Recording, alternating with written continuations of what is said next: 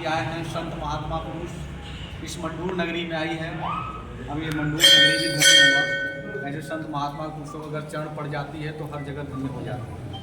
तो मैंने आपका भी, महाराज जी का भी इस मंडूर नगरी में हार्दिक स्वागत अभिनंदन है जी। मैं इस जगह की महत्ता को बताना चाहूँगा कि जिस स्थान पे आप सब बैठे हैं ये बहुत ही महत्वपूर्ण और बहुत ही पवित्र स्थान है। ये स्थान, जिस स्थान पे आप सब बैठे हैं, यहाँ आप किसी भी गुरु दरबार में आप जाएंगे तो आपको सिर्फ और सिर्फ गुरु रविदास महाराज की प्रतिमूर्ति का दर्शन करने को मिलता है। लेकिन यहाँ इस मंडूर नगरी में गुरु रविदास महाराज जी के साथ साथ गुरु रविदास महाराज जी के माता पिताजी का भी दर्शन करने को मिलता है।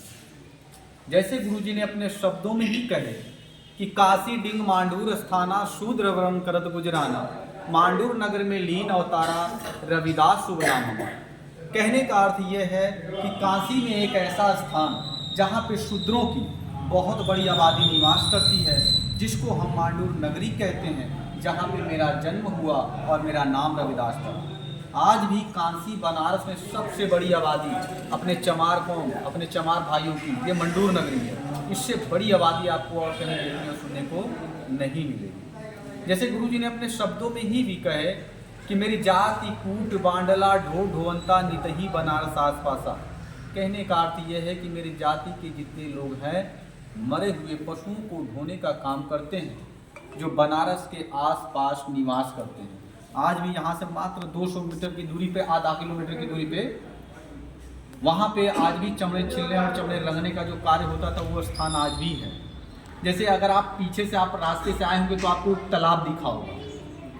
वो तालाब पहले बहुत बड़े इलाके में रहता था। जैसे आप जब मेन जीटी रोड से जब आप अंदर की तरफ एंट्री किए होंगे तो मेन जीटी रोड पर ही एक बहुत बड़ा विशाल पीपल का पेड़ होता था, जिस पीपल के पेड़ के नीचे एक चमड़े का ढोल रखा जाता था, जिसको अब भारत सरकार ने उस पीपल के पेड़ को कटवा दिया है। आज भी पीपल के पेड़ का अस्तित्व मिल जाएगा। वहाँ पर चमड़े का ढोल इसलिए रखा जाता था कि ताकि अगर कोई अन्य जाति का बंदा इधर आने को होता था तो उस ढोल को पीटा जाता था, ताकि जब हमारे लोग इस आवाज़ को सुने तो अपने अपने घर में छिप जाया करते थे। और उस ढोल को कई बार इसलिए पीटा जाता था ताकि हमारे लोगों को ये मालूम हो जाए कि कई अन्य जाति के घर कोई पशु मर गया है, उसे लेने जाना है। उसको लेने भी कैसे जाना होता था, उसका भी एक नियम होता था। उस ढोल के पास एक छेद किया हुआ मिट्टी का मटका रखा जाता था, कारण कि जिसके घर कोई अगर पशु मर जाता था तो वो आता था, उस मिट्टी के मटके में पानी भर देता था। जब पानी भरता था तो मिट्टी के मटके से पानी नीचे ज़मीन पे गिरती थी। आज हमारे पास पक्की सड़कें हैं, पहले हमारे पास मिट्टी की सड़कें हुआ करती थी। वो पानी ढोल से लेकर के उस घर तक गिराते थे, ताकि जब हमारे लोग मरे हुए पशु को उठाने जाएं तो ऊपर देख करके न जाए, वो जमीन में उस पानी की धारा को देखते हुए उस घर तक पहुंचते थे जिस घर में पशु मरा होता था। वो उस पशु को उठा करके लाते थे और यहीं से आधा किलोमीटर की दूरी पर वो स्थान है जहाँ चमड़े छिलने का काम और चमड़े रंगने का काम किया जाता था। अभी आप एक बुजुर्ग अभी आएंगे, अभी मैं धम्मोदाई के परिवार से भी आपका मुलाकात कराऊंगा, जिनका नाम प्रेमलाल जी है। वे आज भी, उनके परिवार की स्त्रियां, यहाँ से मात्र 200 मीटर की दूरी पर वो दाई का भी घर है, जो उनके परिवार की स्त्रियां आज भी बच्चे पैदा कराने का काम करती हैं, और जो पुरुष वर्ग है वो गुरु रविदास महाराज की सेवा में लगे रहते हैं। जैसे आपने ग्रंथों में देखा होगा, सुना भी होगा, आपने पढ़ा भी होगा कि संवत 1433 माघ सुदी 15 दुखियों के कल्याण हित प्रगटे श्री रविदास। तो वो शनिवार की रात थी जब माता कर्मा देवी जी इस झोपड़ी में रहती थी। तो उस समय शनिवार की रात को माता कर्मा देवी जी, जिनको ग्रंथों में माता कलसा देवी जी कहा जाता है, पिता रघु महाराज, जिनको ग्रंथों में पिता संतोष दास महाराज जी कहा जाता है, जब माता कर्मा देवी जी को प्रसव पीड़ा शुरू हुआ तो कहते हैं कि एक पत्नी की दर्द को एक पति बहुत अच्छे से समझ सकता है, उसकी भावनाओं को समझता है। जब पिता रघु महाराज जी माता कर्मा देवी जी को प्रसव पीड़ा में देखा तो उनसे देखा नहीं गया, तो वो यहाँ से रात के अंधेरे में, कहते हैं 650 वर्ष पहले यहाँ लाइट बिजली बत्ती किसी के पास नहीं हुआ करती थी। पहले तो मसाले या दीपक जला करते थे। आज आपके आने के लिए पक्की सड़कें हैं, उस समय मिट्टी की पगडंडी हुआ करती थी पतली सी।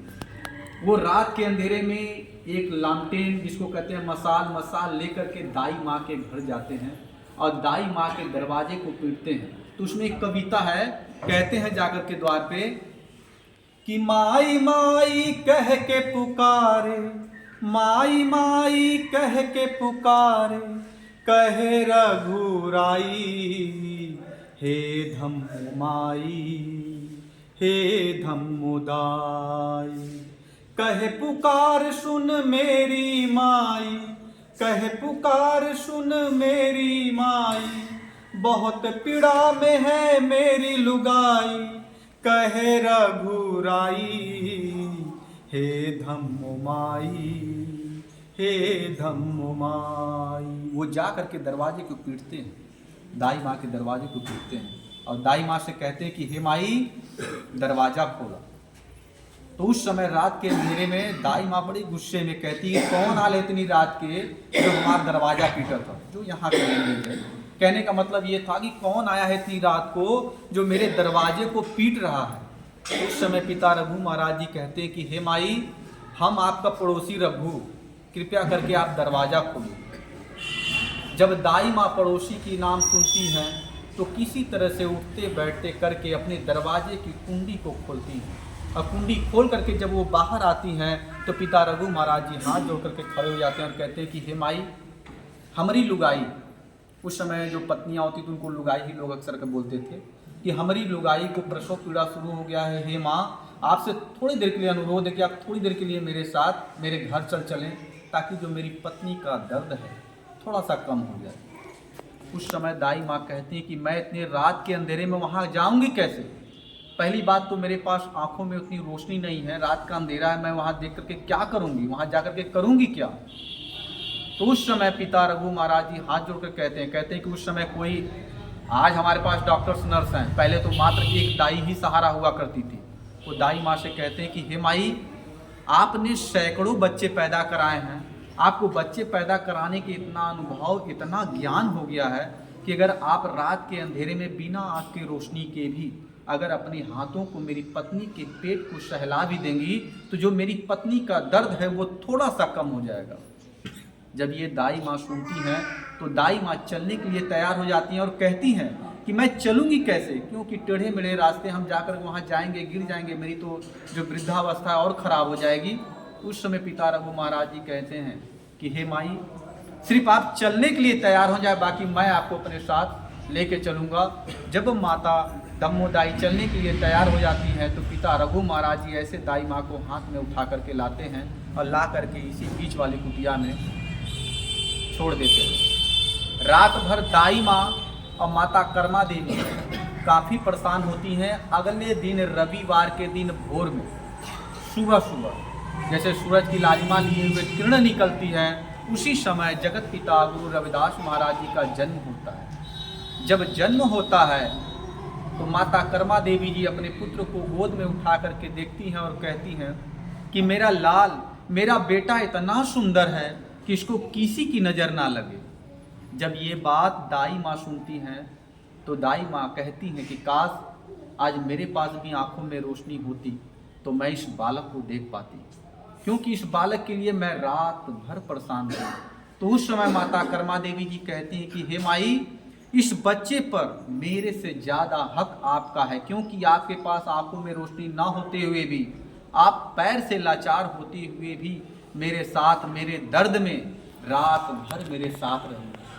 हे माई, जिस तरीके से रात के अंधेरे में बिना आँखों के रोशनी को, बिना आँखों में रोशनी हुए भी आप अनुभव द्वारा इस बच्चे को पैदा कराने में मेरी मदद की है, उसी प्रकार इस बच्चे को अपने गोद में लेकर के सहला करके ये अनुभव तो कर सकती हैं कि मेरा लाल, मेरा बेटा कैसा है। जब ये बात दाई माँ सुनती हैं तो गुरु रविदास महाराज जी को अपने गोद में मांग लेती हैं।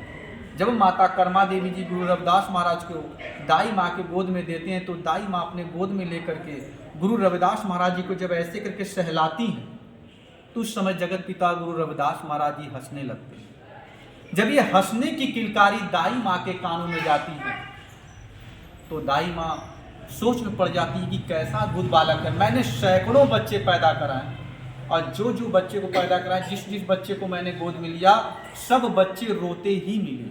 ये कैसा अद्भुत बालक है जिसको गोद में लेने के बाद सहलाने के बाद ये बच्चा हंस रहा है। फिर उसके मन में एक तीव्र इच्छा उठती है कि कैसा अनोखा बालक है, काश अगर आज मेरे आंखों में रोशनी होती तो मैं इस बालक को देख पाती। अब देखिए जगत पिता गुरु रविदास महाराज जी की लीला कि जगत पिता गुरु रविदास महाराज के शरीर से इतनी तेज उत्पन्न हुआ कि दाई माँ के आंखों की रोशनी अपने आप वापस आ जाती है और उनके शरीर के जितने भी दुख दर्द संकट थे सब के सब दूर हो जाते हैं। जब ऐसी लीला ऐसी चमत्कार दाई माँ ने देखा तो बड़ी खुशी से झूम जाती है और गुरु रविदास महाराज के श्री चरणों को अपने माथे से लगाते हुए ओठों से चूमते हुए माता कर्मा के गोद में देते हुए कहती कि हे कर्मा, तेरे घर में किसी देवता ने जन्म लिया है, जिनके जन्म लेते ही मेरे सारे दुख दर्द संकट दूर हो गए।